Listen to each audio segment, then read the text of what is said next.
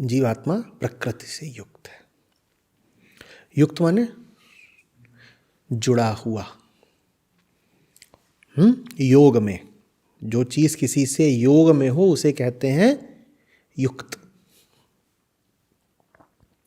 जीवात्मा त्रिगुणी प्रकृति से योग में है तो जीवात्मा गुणों से युक्त है।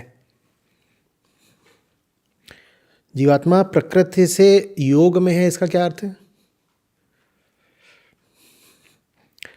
भाई? बात समझते चलिएगा, जहाँ समझ में नहीं आ रही हो पूछिएगा।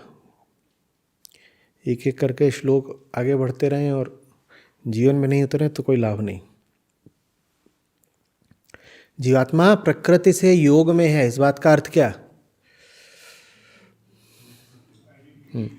जीवात्मा अगर अहम है तो अहम क्या है? प्रकृति का ही एक तत्व। और इस बात की विवेचना सबसे सुंदर कहाँ की गई है? श्रीमद् भगवद गीता में, ठीक है, जहाँ पर प्रकृति की त्रिगुणात्मक सत्ता के बारे में श्री कृष्ण ने विस्तार में बताया है। तो कहते हैं वहाँ पर कि अहम भी क्या है? प्रकृति का ही एक तत्व। प्रकृति माँ है, प्रकृति माँ है। उस माँ के घर में बहुत सारे तत्व हैं, जिसमें एक तत्व उस माँ का एक बच्चा, बेटा, अहम, वो भी है। समझाने का एक तरीका है, ऐसा है नहीं, समझाने के लिए बोल रहा हूं। पूरा जो ब्रह्मांड है उसको क्या मानो? एक घर। किसका घर है वो? उसमें बहुत सारे क्या हैं? तत्व है, ठीक है, बहुत सारे तत्व। उन तत्वों में जो चैतन्य तत्व है उसका क्या नाम है? अहम। तो पूरा ब्रह्मांड है, ब्रह्मांड प्रकृति का घर है, उसमें एक चैतन्य तत्व रहता है, उसका क्या नाम है? हम। माँ ने इस बेटे को पैदा करा है, माँ की उम्मीद है कि ये बेटा घर से बाहर निकलेगा, और कुछ ऊंची उपलब्धि हासिल करेगा, जैसा कि माँओं का अक्सर ख्याल रहता है, इच्छा रहती है। अच्छी माँ होगी तो अच्छी कामना ही करेगी अपने बेटे के लिए। तो प्रकृति अच्छी माँ है। प्रकृति ने अपने बच्चे अहम के लिए क्या कामना करी है? कि ये घर से बाहर निकलेगा। उसे अब पैदा घर में करा, पाला पोसा घर में, बड़ा घर में करा। पर कौन सी माँ होती है जो चाहती है कि जिस घर में बच्चे को पाला पोसा वो जीवन भर उसी घर में ही पड़ा रह जाए? कोई माँ ऐसा चाहती है? कोई माँ ये चाहती है क्या कि जिस घर में वो पैदा हुआ, फिर बड़ा हुआ, जवान हो गया, वो उम्र भर उसी घर में पड़ा रह जाए? माँ ऐसा चाहती है? ऐसा अगर माँ चाहती है तो बड़ी गड़बड़ माँ है। काबिल होगी माँ तो क्या चाहेगी? कि भाई अब तू बड़ा हो गया है, तू बाहर निकल और जो चीज पाने लायक है उसको पा, ऊंची उपलब्धि हासिल कर। तो प्रकृति भी हमसे यही चाहती है कि अब तू इस घर से, माने कहां से? प्रकृति से बाहर निकल और कुछ ऊंचा हासिल कर। लेकिन प्रकृति के घर में बड़ी मस्त मस्त बढ़िया बढ़िया चीजें हैं, आलीशान घर है, और बबुआ उसी घर में रहा है बचपन से, और बबुए को लग गई है आदत। अंग्रेजी में बोलते हैं ना, born with a silver spoon. बबुए को घर की ही चीजों की आदत लग गई है। अब घर की चीजों से उसको क्यों पाला पोसा गया था? घर में बहुत अच्छी अच्छी चीजें हैं जिससे उसका शरीर बना है, मस्तिष्क बना है, उसको ज्ञान दिया गया है। वो सब क्यों दिया गया था? ताकि वो एक दिन घर से बाहर निकल सके। पर बबुए को घर में ही अब मजा आने लग गया। बबुआ क्या है? अहम। अहम माने मैं माने तुम, हम सब। समझ आ रही बात? बबुए को घर में ही मजा आने लग गया। बोल रहे मम्मी बाहर ना जाएंगे। यही ठीक, वो हम सब की हालत है। हम सबको घर में ही, प्रकृति के घर में ही मजा आने लग गया है। क्यों? क्योंकि घर में 3 बहुत मस्त मस्त चीजें हैं। उन 3 चीजों का क्या नाम है? सत, रज, तम। आहा हा।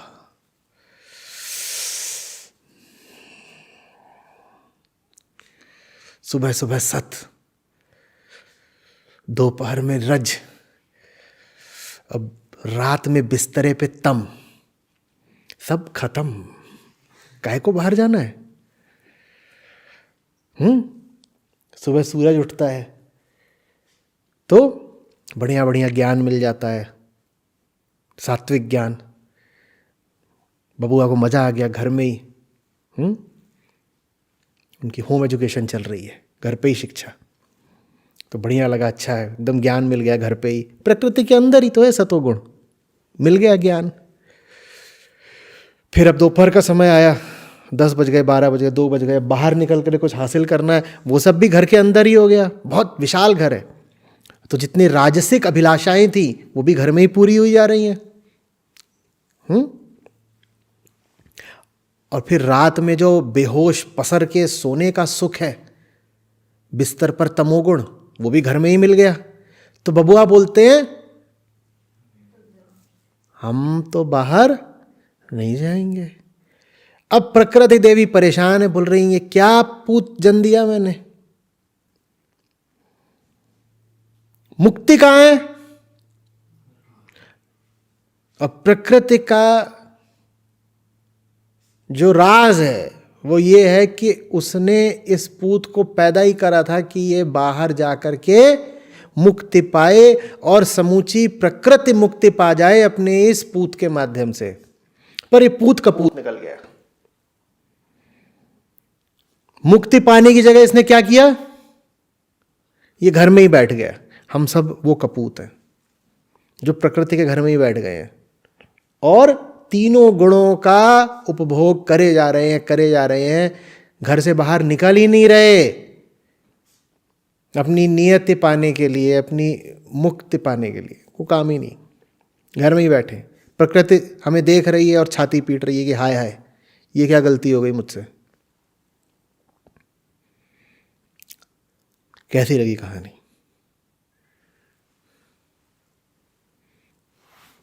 अब समझ में आ रहा है कि प्रकृति इतनी सारी चैतन्य सत्ताएं क्यों पैदा करती है?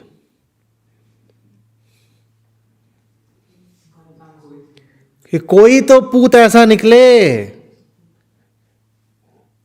जो सपूत हो, जो बाहर जाए और कुछ हासिल करके लाए। और कुछ जो बाहर हासिल करना है वो एक ही चीज है, बाहर निकलने को ही मुक्ति बोलते हैं। समझ में आ रही बात? तो प्रकृति मां जरूर है, लेकिन उसकी ये इच्छा कतई नहीं है कि तुम मां के आंचल में ही दुबके रहो जीवन भर। लेकिन प्रकृति के ही तत्वों से गलत संबंध बना करके तुम प्रकृति को माया बना देते हो। सुना है ना कई बार, मैंने ही बोला है कि प्रकृति ही माया है। प्रकृति वास्तव में माया नहीं है, प्रकृति को माया हमने बना दिया। जब तुम प्रकृति से एक गलत संबंध बना लेते हो तो प्रकृति तुम्हारे लिए माया हो गई।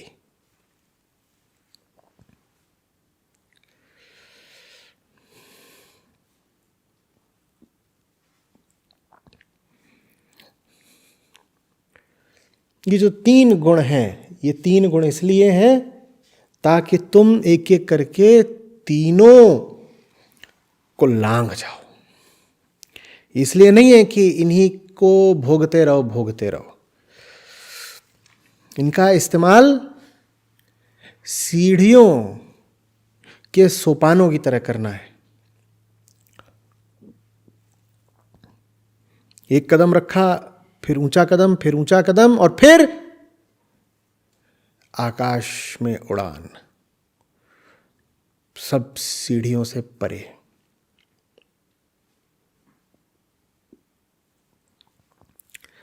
समझ में आ रही बात? जो आकाश में उड़ गए तुम तो आत्मा हो गए। जब तक प्रकृति के आंचल में ही लौट रहे हो जीवात्मा हो तुम। अंतर समझ में आ रहा है? जब तक त्रिगुणी भोग का लोभ है तुम्हें, जीवात्मा हो तुम।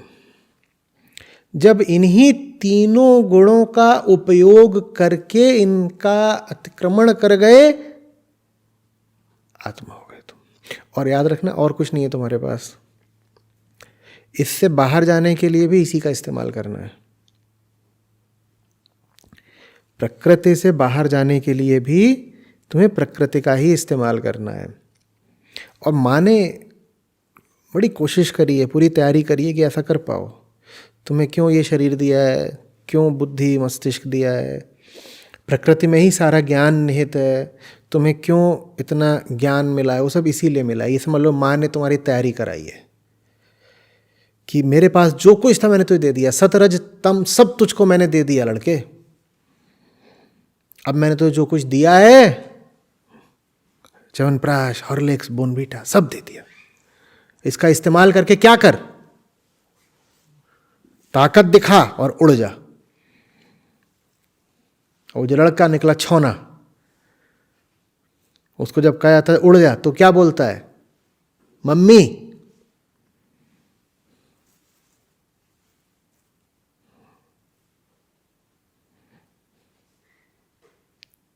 घर अच्छा है, घर तो अच्छा है ही, माँ ने बड़े लाड़ प्यार से पाला है, घर में सब सुख सुविधाएं रखी हैं, तो घर तो अच्छा लगता ही है। उस घर में तुम्हारा एक खास कमरा भी है, जानते हो, बहुत बड़ा घर है, विशाल घर है, पर उस विशाल घर में तुम्हें प्रकृति माँ ने एक खास कमरा दिया है। उस कमरे का क्या नाम है, शरीर। ये शरीर तुम्हारा वो खास कमरा है जो तुम्हें प्रकृति माँ ने दिया है। ये तुम्हें खास कमरा क्यों दिया गया है, ताकि इस खास कमरे में तुम्हारी चेतना का पूरा विकास हो सके। ये कमरा इस तरीके से बनाया गया है कि इसमें तुम्हारी चेतना पूरी तरह विकसित हो सके, ऊंचाई पा सके, और फिर तुम इस कमरे का ही इस्तेमाल करके इस कमरे से आगे निकल जाओ। लेकिन ये कमरा इतना बढ़िया है कि इससे बाहर आने का मन ही नहीं करता। कौन बाहर आए?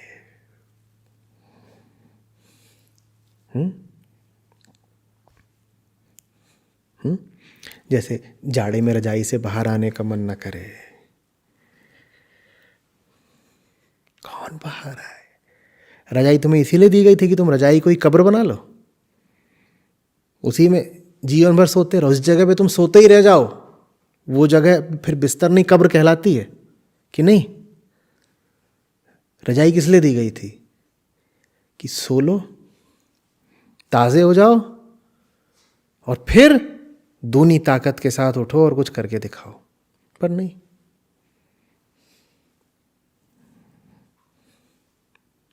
हम ऐसे ही करते हैं।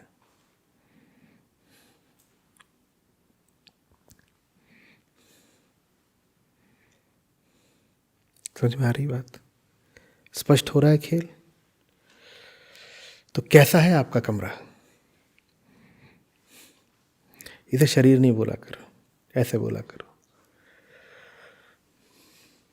Room number 1402। समझे जितेश? इसीलिए जब सत्र हो रहा हो तो वहाँ नहीं बैठे रहते। त्रिगुणी माया का बहुत प्रभाव है, 1402 से बाहर ही नहीं निकलना।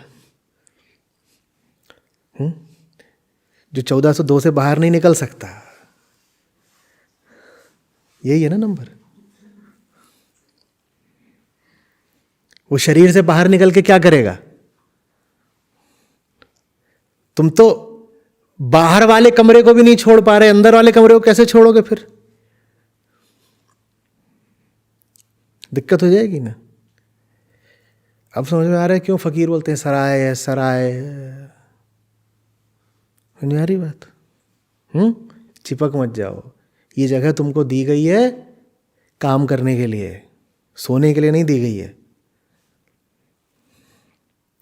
बिस्तर को चिता नहीं बना लेना है।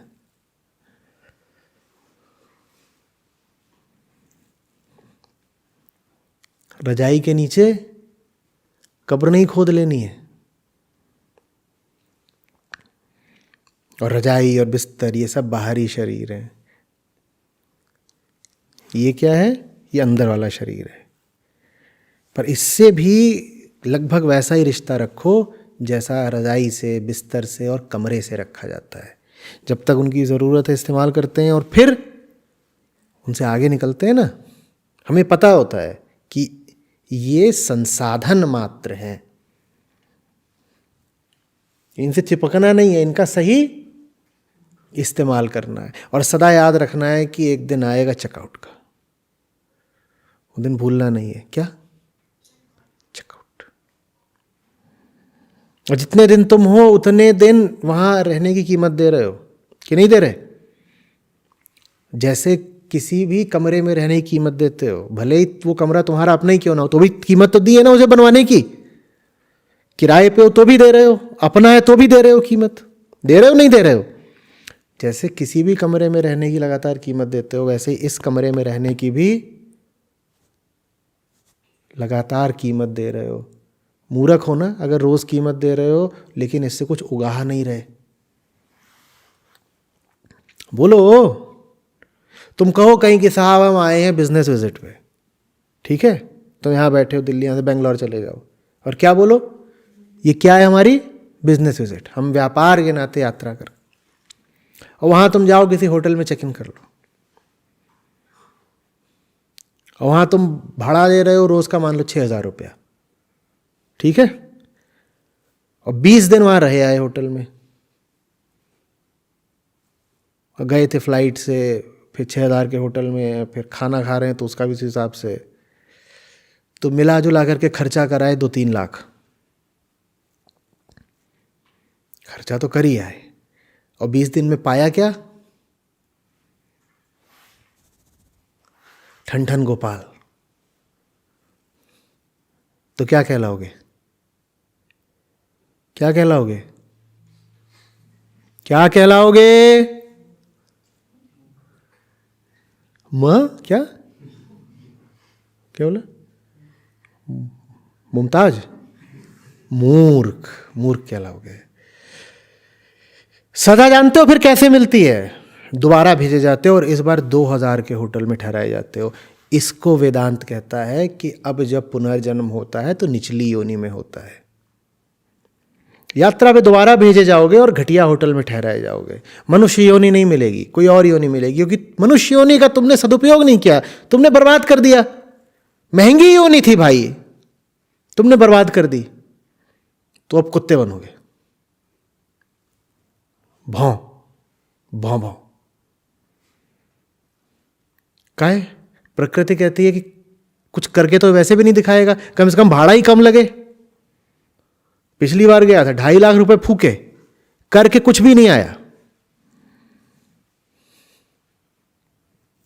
तो इस बार इस पे 2.5 लाख का इन्वेस्टमेंट, निवेश करना ही नहीं है।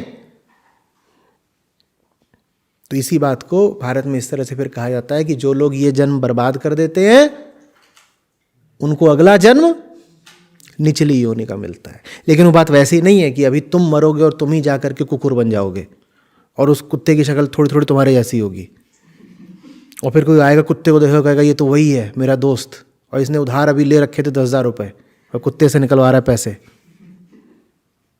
वैसा नहीं होगा। बात प्रतीकात्मक है, समझो। तो भूलो नहीं कि इसमें होने का रोज किराया भाड़ा दे रहे हो, जितना दे रहे हो उससे ज्यादा हासिल करना है, वसूल करना है। कैसे करनी वसूली? वसूली ऐसे करनी है कि समय को नापना है, समझे? मंजिल दूर है, यात्रा चल रही है और समय बीत रहा है। समय ही सबसे बड़ी कीमत है जो तुम रोज अदा कर रहे हो। रोज क्या फिसल रहा है तुम्हारे हाथों से? क्या जा रहा है? क्या भुगतान? समय। बाकी सब हो सकता है तुम रोज बचा भी लो, एक चीज तुम नहीं बचा सकते, समय। हो जाओ बहुत बड़े अमीर, गाड़ी की टिक टिक रोक लोगे, उम्र का बढ़ना रोक लोगे, वही एक चीज तुम नहीं बचा सकते। तो उसी का इस्तेमाल करके तुम्हें नापना है कि जीवन का सदुपयोग किया कि नहीं किया। जो इसमें हमारा खर्चा हो रहा है वो वसूला कि नहीं वसूला। रोज अपने आप से पूछो, आज मुक्ति की तरफ कितना बढ़ा, या आज चेतना ने कितनी ऊंचाई पाई, आज बेड़ियां कितनी शिथिल हुई, आज मैं और ऊंचा बेहतर इंसान हुआ कि नहीं हुआ, आज डर कुछ कम हुआ कि नहीं हुआ। इसी आधार पर नापना है कि ये जो पूरा दिन गुजरा इसकी वसूली हुई कि नहीं हुई। वसूली नहीं हुई तो फिर वही है कि रहने के लगाए दिन के 10,000 रुपए और कमाया कुछ नहीं। हर दिन जो बीत रहा है उस पर प्रकृति का मीटर डाउन है। तुम कुछ हासिल करो या ना करो, मीटर चल रहा है। डरावनी बात है ना। जिस दिन तुम पैदा होते हो उस दिन क्या होता है? ये क्या है? क्या हुआ? ये मीटर तो डाउन हो गया। अब तुम कुछ हासिल करते हो कि नहीं करते हो तुम जानो। भाड़ा लगना शुरू।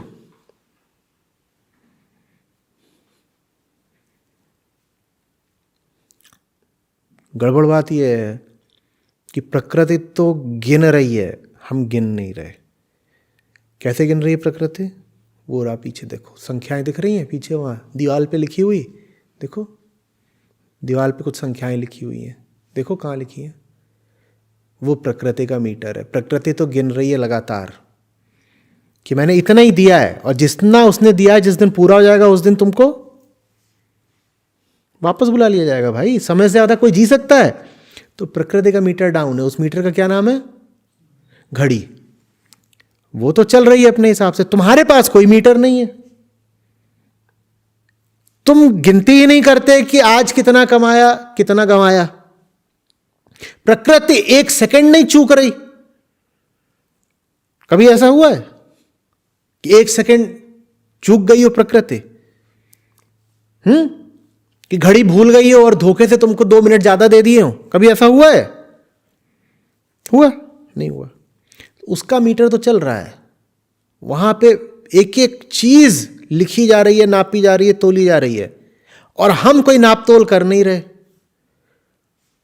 हम बिल्कुल नहीं नाप रहे कि आज का दिन कितना सार्थक बीता मेरा, पिछला घंटा कितना सार्थक बीता मेरा। हम बिल्कुल नहीं नाप रहे। घड़ी सब कुछ नाप रही है। तो अब बताओ, जब घड़ी और हम में प्रतिद्वंदिता होगी तो कौन जीतेगा? तुम्हें एक ऐसी चेतना चाहिए अपने भीतर जो घड़ी को मात दे दे। वैसी चेतना हम में है नहीं। उसी को फिर कहते हैं कालातीत चेतना। काल को हरा दे ऐसी चेतना, काल पर भारी पड़े ऐसी चेतना। वो कालातीत चेतना हम में है नहीं। तुम्हारी चेतना में ये जान होनी चाहिए कि वो घड़ी से जीत सके। सिकंदर दुनिया में सिर्फ एक ही है असली। कौन? जो घड़ी को हरा दे। वरना बहुत बड़े बड़े बादशाह हो गए, सबसे जीत लेते हैं, किससे हार जाते हैं? घड़ी से। घड़ी से जीत के दिखाओ तो बात है।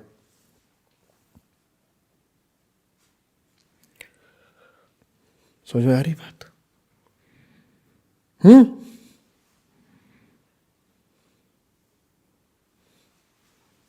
वो टिक टिक लगातार याद रहे।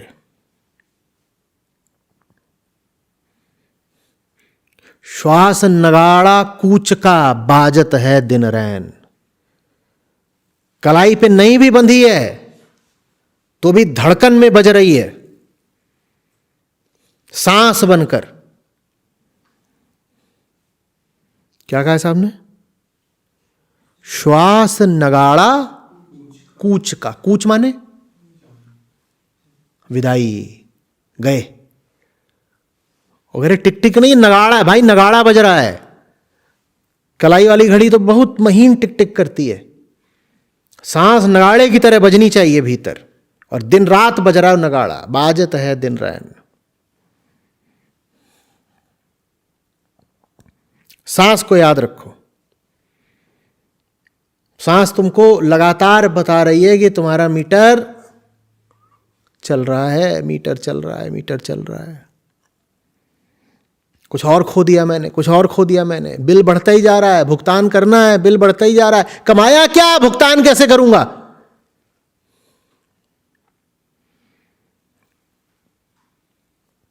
लल्लेश्वरी देवी के वाक हैं, वक्तव्य, उसमें वो कहती हैं, बहुत सुंदर, कहती हैं सांझ ढल रही है, पार जाना है, नाव तो दिख रही है, पर दिन भर मैंने 2 कौड़ी भी नहीं कमाई, नाविक को दूं क्या, पार कैसे जाऊं। ये हमारी हालत है। जो दिन बीत गया आज का, उसमें तुमने क्या कमाई करी, कैसे पार जाओगे बताओ। सूरज तो ढल जाएगा।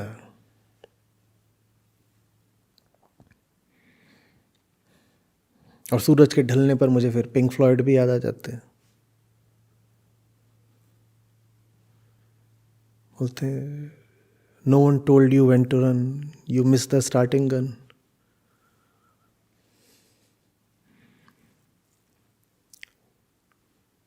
फिर कहता है कि सूरज तो ढल रहा है, वो पीछे से वापस आ जाएगा,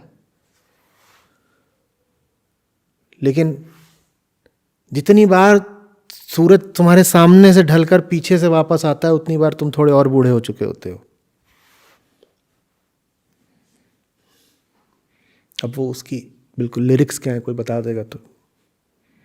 टाइम का है।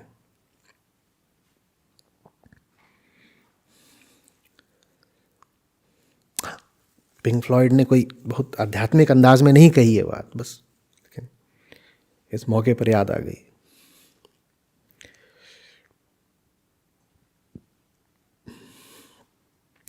समझ में आ रही है बात क्या? पार जाना है और जेब में कौड़ी नहीं है, पार कैसे जाऊं। दिन किस लिए मिला था कि दिन भर वो कमाई कर लो, जो कमाई सांझ को नाविक को दोगे ताकि वो तुमको पार लगा सके। पर पूरे दिन मैंने कमाई करी ही नहीं, अब नाव भी है, नाविक भी है, मैं पार कैसे जाऊं। लल्लेश्वरी कह रही हैं।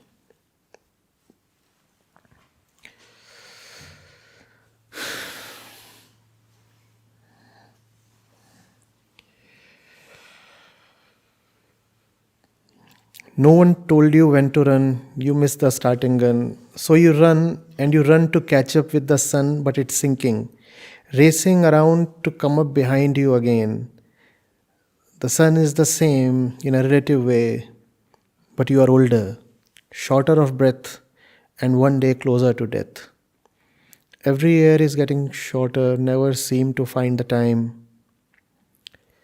Plans that either come to naught or half a page of scribbled lines. सुन लीजिएगा, मजा आएगा।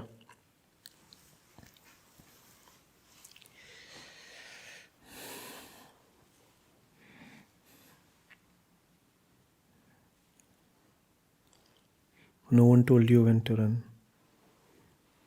You missed the starting gun. कोई आता ही नहीं बताने। झूठ बोल रहे हो, कोई आता नहीं बताने। ये हर बार जो टिक टिक हो रही है, और क्या बता रही है, ये स्टार्टिंग गन ही है। और स्टार्टिंग गन तो एक बार बजती है, ये तो हर सेकंड में बजती है।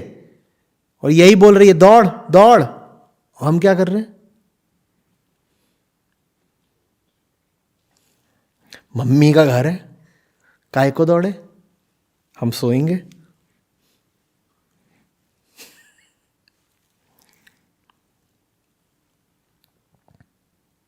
तो सो